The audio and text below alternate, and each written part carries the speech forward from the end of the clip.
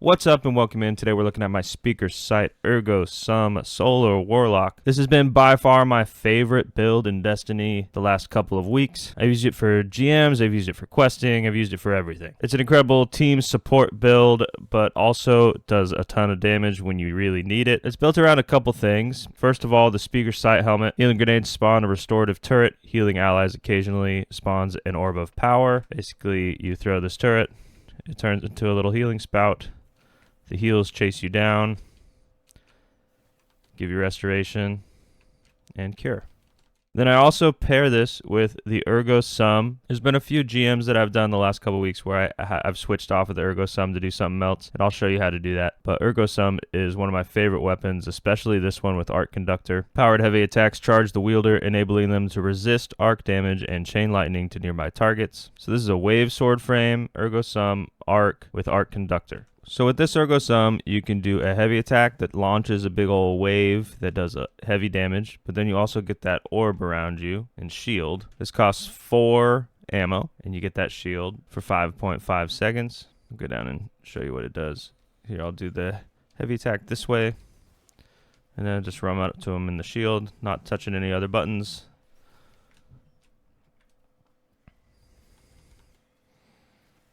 Heavy attack away from them, and it still zaps them.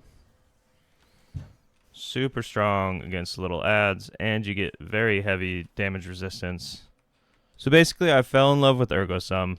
It's incredible. So I built this build to make it more effective in-game content, especially Grandmaster Nightfalls with an arc threat. This is super strong due to the crazy damage resistance that you get with it. A lot of times when you're using Ergo Sum, you're just sitting there zapping things while not doing damage, not switching off, because as soon as you switch weapons, you lose your Arc Conductor shield. So in order to stay on Ergo Sum while still doing damage and still being able to heal myself, I put on Phoenix Dive also with Hellion. So I can go into Ergo Sum, Phoenix Dive, get the Hellion.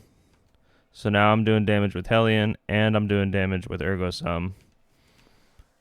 And I can heal myself with Phoenix Dive without switching off weapons. In this season, we have Overload Sword, which therefore it's doing 25% more damage. And we also have this Blade Stamina, rapidly defeating combatants with a sword refunds some ammo. This is really nice because it costs 4 ammo to do a heavy attack, but if you kill 3 enemies with 1 heavy attack, or you zap an extra one, you get 3 back. So really your heavy attack only costs 1 if you kill 3. I'll show you again.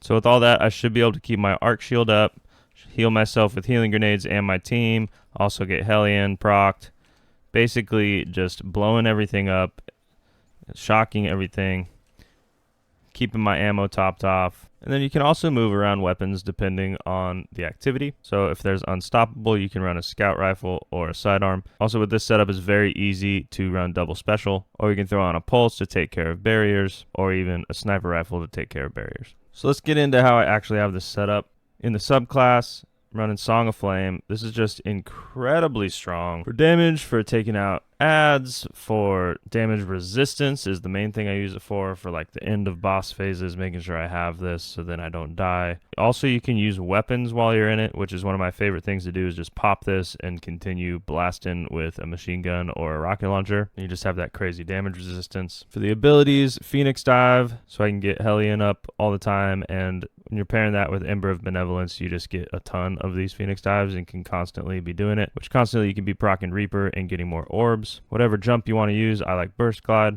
Incinerator Snap scorches a ton, does a lot of damage. With this build, I'm typically up in everybody's face with my Ergo Sum, so having Incinerator Snap when I switch off the Ergo Sum is very powerful. Healing Grenade is a must for this build because it's paired with the Speaker Sight Helmet. Hellion, which I already talked about a bit, really strong, scorches a lot. You don't have to run an unstoppable weapon with the setup. You can just slap on Hellion and Incinerator Snap and they will ignite. But for GMs, I typically do like to run something for unstoppable, just to be sure. Touch of Flame, your grenades get enhanced functionality. For Healing Grenade, it improves the strength of the cure and the restoration effect applied, so you get restoration ×2 and cure ×2. Then for the fragments, how I have this set up is a little bit overkill for the restoration, but it's mostly because I built this during the Liminality Grandmaster Nightfall week, and that was actually a very difficult GM, so I needed something that was super tanky, super healy, and I've just liked the feel of it ever since, so I've kept it on. Got Ember of Searing, defeating scorched targets grants melee energy and creates a fire sprite, also plus 10 recovery. To pair with that, you got Ember of Mercy, picking up a fire sprite grants restoration, and when you revive an ally, your other nearby allies gain restoration plus 10 resilience. So your Incinerator Snap scorches things, your Helion scorches things, so basically everything you kill is going to create a fire sprite, and then when you pick those up, you get restoration. You probably already had restoration from Healing Grenade, but like I said, it's a little bit overkill. Super, super tanky. And then Ember of Solace, Radiant and Restoration effects applied to you have increased duration to really capitalize on that restoration and to increase your Radiant time. And Radiant's important because you can use it to stun barrier champions, and it makes you do 25% more damage. And then Ember of Benevolence, which this is really the cherry on top for this build. Applying Restoration, Cure, or Radiant to allies grants increased grenade, melee, and class ability regeneration for a short duration. This is so strong, especially with this build where you're constantly healing everyone around you and curing everyone around you. This will almost always be up, so you get a ridiculous amount of energy from it. Super, super strong. Then for the mods, on my helmet, I have Heavy Ammo Finder, Heavy Ammo Scout, and an Arc Siphon because I'm doing most of my kills with the Ergo Sum. If I switch off of Ergo Sum, I would switch this to whatever I'm doing most of my kills with. On the gloves, I got Heavy Handed, your powered melee, Final Blows, Great Orbs of Power, and Grenade Kickstart. Grenade Kickstart's the main thing I'm using armor charges for. Basically, it just helps with the play loop, helps you be able to put a ton of healing turrets down everywhere, which really helps in the harder rooms in Grandmaster Nightfalls.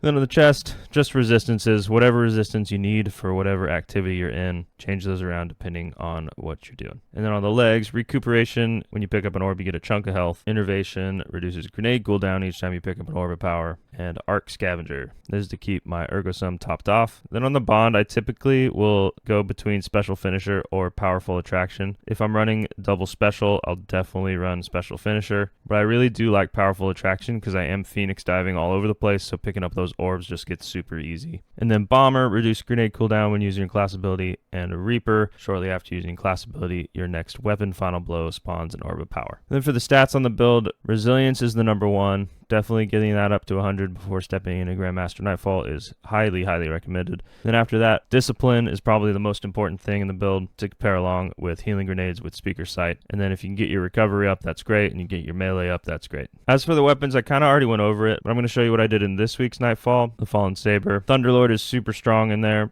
so I slapped that on. Then I used Zyoli's Bane for my primary with a small ad clear, and also just as a backup in case I run out of heavy to take care of overloads. Then Supremacy Sniper Rifle to take care of barrier champions. And with this setup, I would just switch this to Harmonic Siphon for the Solar Siphon. This isn't quite as fun as an Ergo Sum, but it's super strong for specific things with a lot of overload champions or for Arc Surge weeks with Thunderlord. And then the setup that I like to do to just run around doing like easy quests or stuff like that is the Slammer with Eager Edge and Ergo Sum and a Midnight Coup or Disparity or some other primary up here. Then the Artifact is actually pretty important for this setup. Of course, whichever champion mods you need for whatever you're running, whatever weapons you have on, you can change those pretty easily. I do run Pro Memoria a lot, which has Dealer's Choice. With this Overcharged Armory, it's overcharged, which does 25% more damage, and also Winning Hand. And then Overload Sword to take care of overload champions with consecutive hits with the sword.